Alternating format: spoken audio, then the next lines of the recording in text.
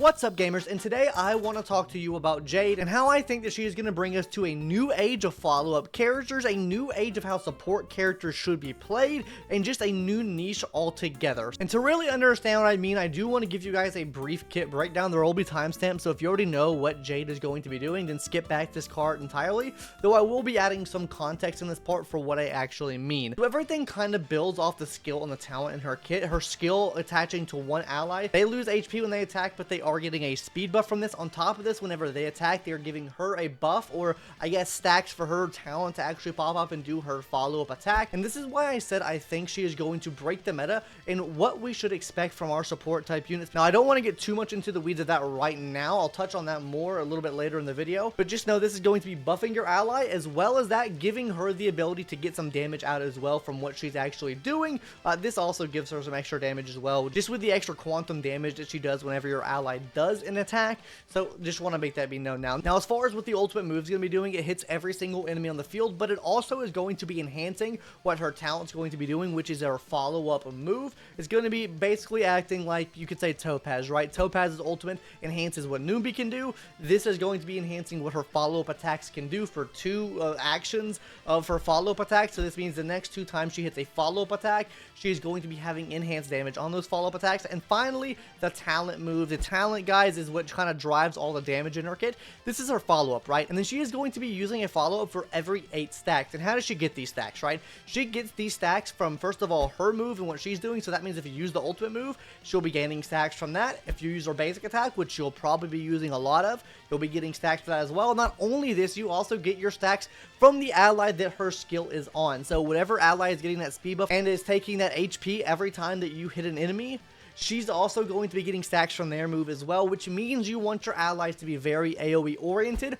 because the more enemies your allies hit, the more of these stacks she gets, which means the more often she's able to follow up attack. On top of this will be giving her a free buff as well. I think this kit right here really shows the transition that Hsr is making, maybe not only with their support type characters, but also maybe with sustain type characters we get in the future as well. We've already seen a transition like this already happen with like our DPS characters, where they're able to provide more than just one role to the team.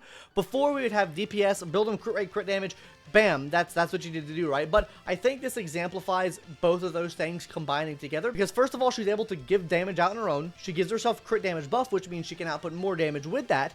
Not only this, she's able to buff a person on the team, so she is kind of like that hybrid role. She is mixing in what support characters can do by giving your allies a speed buff. On top of that, she is mixing in her own damage, so she's able to damage enemies as well. And this is where I say I think she is going to break the meta and or mold for what we should expect out of our support and sustain characters. Because as of right now in the game, what do our support characters really do, right? Or I guess a sustain that's already pretty, I guess, notable for this is Aventurine, right? Aventurine puts a shield up and he provides additional damage on top of that, right? So we're already kind of getting that transition with our sustain characters, because he's able to provide crit damage bonus, shield, and also damage as well. She is going to be able to provide a bigger damage because she falls more in that sub DPS round than she actually does for a support. But she is a Erudition character that provides support abilities. So what it looks like they're doing is they're starting to combine rules together, because I really think they're going to start overhauling this system in general starting in 3.0. I will touch on that a little bit later and why I think they're going to do that.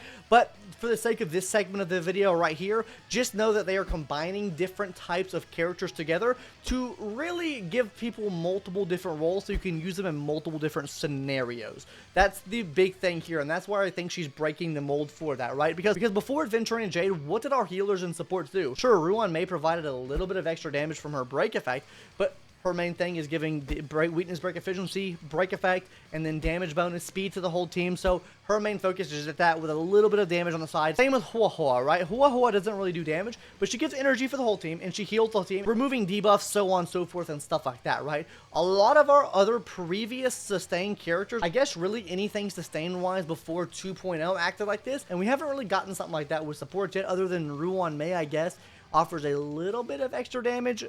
Robin offers a little bit of extra damage, but in the grand scheme of things, it's not too great. I think they're going to start adding more classes to that as well, or I guess more effects that those allies are able to do. But that's going on a side tangent for a completely different video. Now, I kind of want to talk about what she is going to look like when the game first comes out, and probably a lot of people are going to call her ass just because of the players, or I guess the characters that you have to run with her, are kind of niche right now, right? Realistically, you'd want like an AoE follow-up buffer to really help her out. Unfortunately, someone like Topaz doesn't work too well on her, and Dr. Rachel doesn't work too well with her, just because they're so single target oriented. It's going to be a pain in the ass trying to get her follow-up built back up. But Jinga 1 is going to be a good main DPS to run with her, just because every single one of his moves, I guess except for his basic attack, does hit all of the enemies on the field, which is going to be giving you a substantial buff to what her stacks are actually able to put out, which is okay for right now. But I think when she comes out, she's going to look a lot like Kafka when Kafka came to the game, because when Kafka came to the game,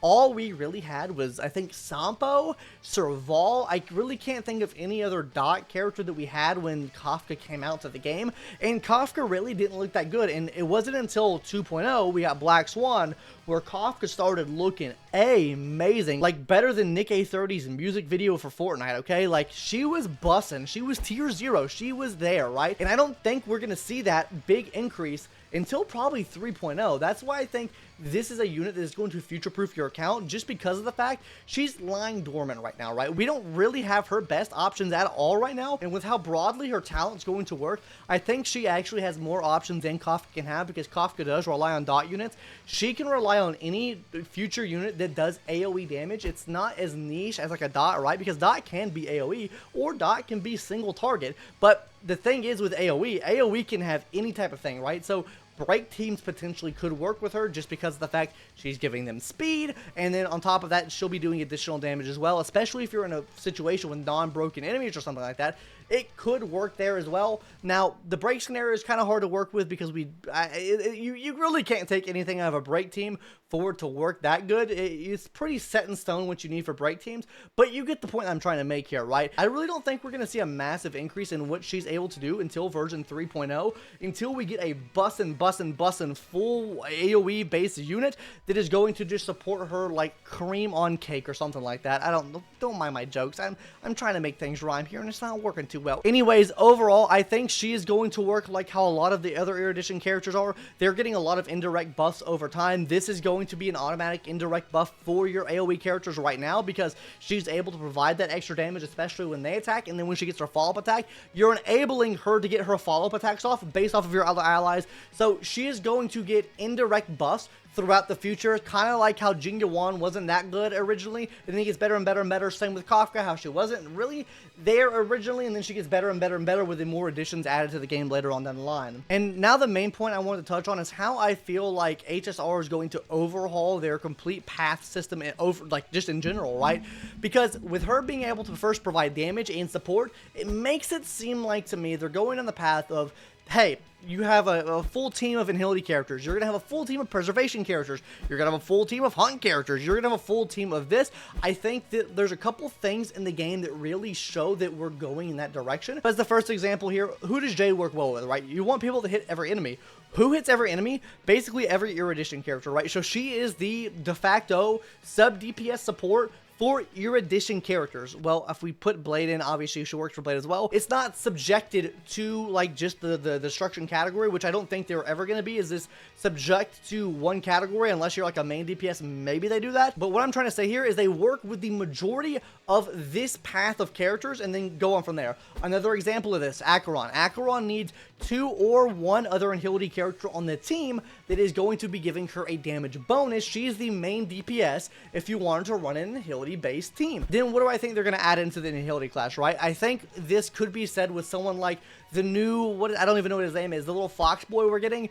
Maybe he is going to help Acheron by first of all giving more procs off to debuffs or something like that, and then on top of that maybe providing some sort of healing. I mean, he is cooking, right? So maybe some sort of healing, so he's playing that multi-role, giving her debuffs. He's an Inhility character, so he's giving her the buff there as well, and he's able to provide some healing to the team, so you could maybe run a better, I guess you could say, sustained character, or maybe not even run a sustained character if you can build him properly to give enough heals out, if he does give the heals, that is, and just really push that class forward. Same thing can be said with the planner set that we have right now, where if you have 2 characters from the same path on the same team, you give them a crit rate increase. I think that is where the game is going to in 3.0, and maybe beyond that. Like, this is the next step I think we're taking. I think we're going to take each of these paths and then make full teams based around that path. I would say probably 3 out of the 4 characters on the team will probably be something related to that path after we get about halfway through 3.0. They're starting to plant the seeds in here now. It's kind of like how in 1.0 they're planting the seeds for, okay, well, follow-up's okay now, but follow-up and break is going to be absolutely insane later down the line. Dot's going to be insane later down the line. More intricate team comps. That is what I think they're going to be doing. They're going to be making more niche team comps, which means you're probably going to have to build more characters, which I think that's the whole game plan here with already making these characters niche as they are. They want you to build more characters out because it puts you in the game longer, potentially makes you spend more money in the game. That's why we already have 3 different in-game modes right now, which appeal to 3 different types of damage types, I guess. Apocalyptic Shadow, really single target oriented. Pure Fiction, very AoE oriented. Memory of Chaos, a kind of a mix between the two. Anyways, gamers, that's why I think that Jade is going to be changing the meta, just because I think she is really going to set the precedence for what the future is to come in Honkai Star Rail, especially for 3.0 and onward. I feel like this is how they're setting it up, right? These next couple characters are probably either going to cap out like our 1.0 teams, or maybe even getting to like that in-game level of like the 2.0 team intricacies, and then really start enhancing and planting seeds for what teams in 3.0 will look like, because I think that's the route they're going down. I think they're going to have new refreshing team types added into the game, so things don't get boring, right? Instead of having a break team or a follow-up team, now you're going to have to build teams all around Inhility. Who's to say an enemy is not like, hey, we take more damage against Inhility units. Hey, we take more damage against Erudition units, right? And so on and so forth. Hey, we can't be damaged unless you're attacking with this certain path, right? I think the toughness system is going to change. I think a lot of things are going to change in the game with these enemies. There's so much more they can do. I can't wait for the future. Anyways, guys, tell me what your thoughts are. Do you think that this is going to happen? Do you think Jade's going to absolutely break the meta and going to be a future-proofable unit for future, I guess, AoE characters to come, or not? Let me know in the comments down below. Subscribe if you haven't already. That's going to do it for today's video. I can't wait to pull Mommy Jade. I hope your summons go good for Mommy Jade. And I hope you're having fun with ZZZ. Or maybe you're going to have fun with ZZZ when it comes out, depending on when this video comes out. Anyways, guys, that's going to do it for today's video. Hope you enjoyed. Bye.